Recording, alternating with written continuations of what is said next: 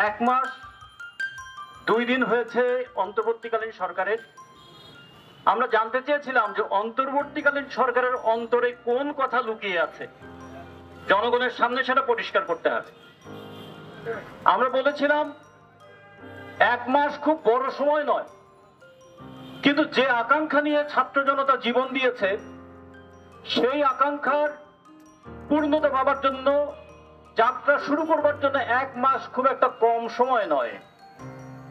1 মাসে আপনারা কি করেছেন, 1 মাসে আপনাদের কি করা দরকার ছিল, আমরা 1 মাসে কি করতে চাই, এই কথাগুলো কেন্দ্রীয় নেতৃবৃন্দ এখানে বলেছেন। আপনারা জানেন যে কিভাবে একটা ফ্যাসিস্ট সরকারের বিরুদ্ধে জনগণ রুখে দাঁড়িয়েছিল। এই বাংলাদেশের আইনে একজন মানুষকে হত্যা করলে তার বিরুদ্ধে হত্যা মামলা হয়, কিন্তু রাজনৈতিক কারণে যদি হত্যা হয় সেই হত্যার বিচার হবে কেমন করে?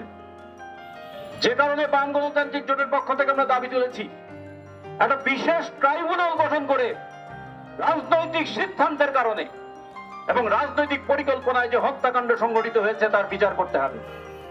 সাধারণ আইনে এই বিচার হবে না। ফলে বিচারের নামে প্রহসন নয়, বিচারের নামে মকারি নয়, সত্যিকারের বিচার করতে গেলে এখানে একটা, আমরা বলেছিলাম, ট্রাইব্যুনাল গঠন করতে হবে। আমরা 15 বছরের ফ্যাসিস্ট শাসনকে আমরা উৎখাত করতে চেয়েছিলাম এবং আমরা এই বাংলাদেশ, এই ভূখণ্ড গণ অভ্যুত্থানের ভূখণ্ড, 1969 সালে অভ্যুত্থান হয়েছিল আসাদের রক্ত দিয়ে। সেই অভ্যুত্থানের আমরা স্ফুলিঙ্গকে দাবানল পরিণত করতে দেখেছিলাম। সেই অভ্যুত্থানের মধ্য দিয়ে আইয়ুব খান করেছিল, ইয়াহিয়া খানের কাছে ক্ষমতা দিয়েছিল।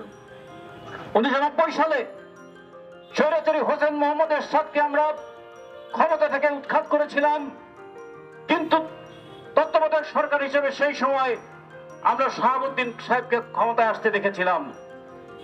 আর 2024 সালে ছাত্র জনতার এই অভ্যুত্থানে এবং ছাত্র জনতার এই অভ্যুত্থানে সবচেয়ে বেশি অংশগ্রহণ করেছে, সবচেয়ে বেশি জীবন দিয়েছে যে শ্রমজীবী মানুষ, তাদের রক্তের সামনে এই স্বৈরাচার দাঁড়াতে পারেনি বলে শুধু পদত্যাগ নয়, এবার তাদের দেশত্যাগ করতে হয়েছে।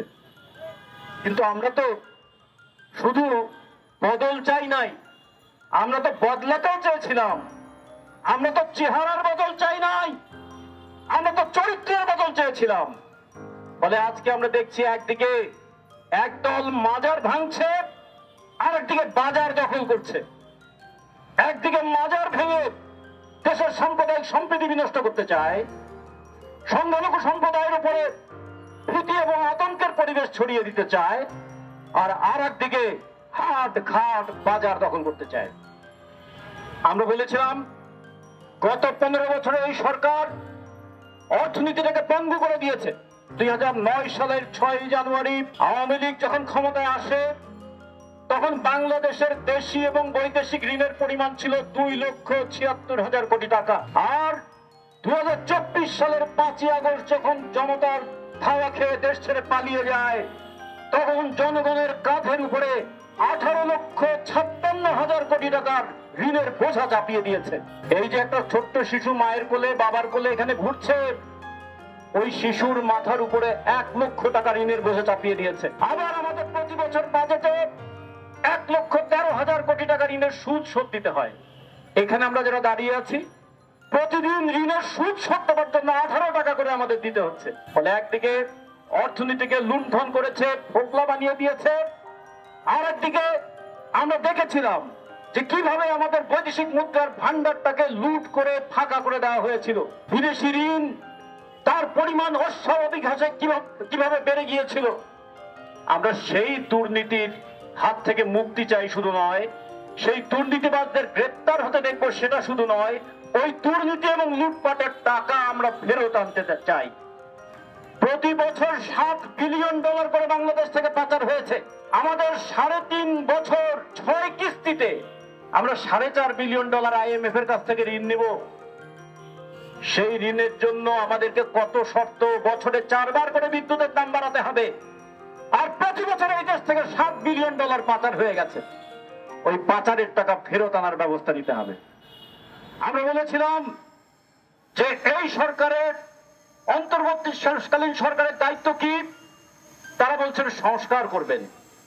এর আগের আওয়ামী লীগ 15 বছর ধরে মুক্তিযুদ্ধের চেতনার কথা বলতে বলতে ওই চেতনাকে যেমন হালকা করে দিয়েছিল, এই সরকার যেন সংস্কার কথা বলতে বলতে সংস্কারটাকে একটা ফালতু কথায় পর্যবসিত না করেন। ফলে আমরা চাই, কোথায় সংস্কার হবে?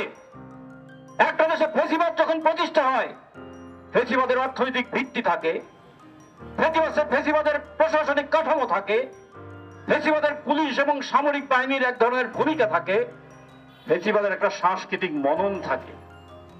এখন যদি ফেসিবাদী সরকার উচ্ছেদ হয়ে থাকে, ফেসিবাদী ব্যবস্থা যদি বহাল থাকে, তাহলে চেহারা পাল্টাবে, কিন্তু ফেসিবাদের চরিত্র পাল্টাবে না। আমরা সেই চরিত্র পাল্টানোর কথা বলতে চাই। প্রশাসনের সংস্কার করুন। যিনি ৭৮,০০০ টাকা বেতন পান, তিনি তার ৩ সন্তানকে কিভাবে ইউরোপ এবং আমেরিকাতে লেখাপড়া করতে পাঠান? এই সচিবরা তো এখনো সচিবালয়ে আছে, তাদেরকে বিচারের আওতায় দাঁড় করানো হয়েছে। আওয়ামী লীগ পালিয়ে গেছে। আওয়ামী লীগকে সহযোগিতা করেছিল যে প্রশাসন এবং পুলিশ, তাদের কোনো বিচার হবে? যে প্রশাসন প্রজাতন্ত্রের কর্মচারী হওয়ার কথা ছিল, তারা কেমন করে দলীয় কর্মচারীতে রূপান্তরিত হলো? যে পুলিশ জনগণের সেবক হওয়ার কথা ছিল, সে কিভাবে জনগণের উপরে দানব হিসেবে আবির্ভূত হলো? সেই কারণগুলো উদ্ঘাটন করতে হবে না? সেই জায়গায় সংস্কার দরকার নেই? আর দিনের ভোট রাতে বলি, বিনা ভোট বলি, অথবা ঘোষণা দিয়েই মানে নির্বাচিত হওয়ার নির্বাচন বলি, এই নির্বাচন যারা করেছিলেন, যে নির্বাচন কমিশন গুলো, তাদের কোনো দায় নাই, তাদের দায়িত্ব নাই। ফলে যাওয়ার সময় ভালো মানুষের মতো বলে গেলেন তত্ত্বাবধায়ক সরকার ছাড়া নির্বাচন সুষ্ঠু হবে না, একটা আমরা সংখ্যানুপাতিক নির্বাচন চাই, এটা করতে হবে। এই কথা তো আমরা বাম জোটের পক্ষ থেকে শুরু থেকে বলে এসেছি। দলীয় সরকারের অধীনে 12টা নির্বাচন আমরা দেখেছি, দলীয় সরকারের অধীনে 7টা হয়েছে, প্রত্যেকটাই ত্রুটিপূর্ণ। আপাত নিরপেক্ষ গ্রহণযোগ্য নির্বাচন হয়েছিল শুধুমাত্র তত্ত্বাবধায়ক সরকারের আমলে। সে কারণে আমরা তত্ত্বাবধায়ক সরকারের অধীনে নির্বাচনের কথা বাম জোট বারবার বলেছি। আমরা সাথে সাথে আবার এটাও বলেছিলাম, শুধু তত্ত্বাবধায়ক সরকারের অধীনে নির্বাচন হলে হবে না, কালো টাকা, পেশি শক্তি, ধর্মের রাজনৈতিক ব্যবহার, এগুলো যদি বন্ধ না হয় তাহলে নির্বাচন সুষ্ঠু হবে না। সাথে সাথে বলেছিলাম, এই বর্তমান নির্বাচন পদ্ধতি পাল্টে দিয়ে সংখ্যানুপাতিক নির্বাচনের দিকে আমাদের যেতে হবে। ফলে সেই সংস্কারটা কিভাবে করবে? এই সংস্কার করতে গিয়ে অন্তর্বর্তীকালীন সরকার যেন অসীম সময় পর্যন্ত ক্ষমতায় বসে না থাকেন। কারণ বাংলাদেশে ক্ষমতার প্রতি একটা মোহ আছে, আর ক্ষমতার একটা কমক আছে। ক্ষমতার মোহে থাকে অনেকে, ক্ষমতার কমক এবং চমক দেখাতে চায় অনেকে। ফলে ক্ষমতায় বসলে অনেকে বলে এত ক্ষমতার সিঁড়িটা নাকি পিচ্ছিল, কিন্তু ক্ষমতার গদিটা তো আঠালো যে সে কেউ চেয়ার ছাড়তে চায় না। ফলে অনেকের আকাঙ্ক্ষা, সুপ্ত আকাঙ্ক্ষা, অন্তর্বর্তীকালীন সময় সরকার যেন অসীম সময় থাকে। আমরা বলি এই ধরনের দুরভিসন্ধি করবেন না। আপনাদের উপর যে দায়িত্ব, ছাত্র জনতার বুকের রক্তে মানুষের যে আকাঙ্ক্ষা লেখা হয়েছে, সেই আকাঙ্ক্ষা পূরণ করবার জন্য ন্যূনতম সংস্কারের পথগুলো গ্রহণ করুন এবং একটা সুষ্ঠু, অবাধ, গ্রহণযোগ্য নির্বাচন করে দিন। এই সুষ্ঠু, অবাধ, গ্রহণযোগ্য নির্বাচনের মধ্য দিয়ে জনগণ তাদের প্রতিনিধির মাধ্যমে এই দেশ পরিচালনা করবে। আমরা সেই ক্ষেত্রে বাম গণতান্ত্রিক জোট পরিষ্কারভাবে আজকে বলেছি যে বিশেষ ট্রাইব্যুনালে জুলাই থেকে আগস্ট পর্যন্ত হত্যার এই বিচার করতে হবে। দুর্নীতিবাজদের গ্রেপ্তার শুধু নয়, দুর্নীতির টাকা উদ্ধার করতে হবে, পাচারকৃত টাকা উদ্ধার করতে হবে। যে সিন্ডিকেটের নামে বাজারে অস্থিতিশীল পরিস্থিতি তৈরি করা হয়, সেই সিন্ডিকেট বন্ধ করতে হবে। আমাদের দেশে যেভাবে নির্বাচনকে কলুষিত করে দেওয়া হয়েছে, সেই নির্বাচনী ব্যবস্থার সংস্কার করতে হবে। আর অন্তর্বর্তীকালীন সরকার তারা যে রোড ম্যাপের কথা একসময় বলেছিলেন, সেই রোড ম্যাপটা পরিষ্কার করে বলতে হবে এবং সেই রোড ম্যাপ ধরে আগামী দিনের গণতান্ত্রিক বাংলাদেশ, সেই বাংলাদেশ আমরা গড়ে তুলব। 1971 সালে মুক্তিযুদ্ধের মধ্য দিয়ে আমরা সাম্যের আকাঙ্ক্ষা গড়ে তুলেছিলাম। 90 স্বৈরাচার বিরোধী আন্দোলনের মধ্য দিয়ে আমরা গণতন্ত্রের আকাঙ্ক্ষা উঠে তুলে ধরেছিলাম। 2024 সালে বৈষম্যের বিরুদ্ধে মানুষ অকাতরে বুকের রক্ত দিয়েছে। বলে সাম্য থেকে বৈষম্য বিরোধী আন্দোলনের এই দীর্ঘ যাত্রাপথে যত জীবন আমরা দিয়েছি, সেই প্রত্যেকটা জীবনের মূল্য আমরা পরিশোধ করতে চাই একটা গণতান্ত্রিক, অসাম্প্রদায়িক এবং শোষণহীন বাংলাদেশ প্রতিষ্ঠা করবার মধ্য দিয়ে। বাম গণতান্ত্রিক জোট সেই লড়াই করছে, সেই লড়াই অব্যাহত রাখবে। সেই লড়াই আপনারা সবাই সামিল হবেন।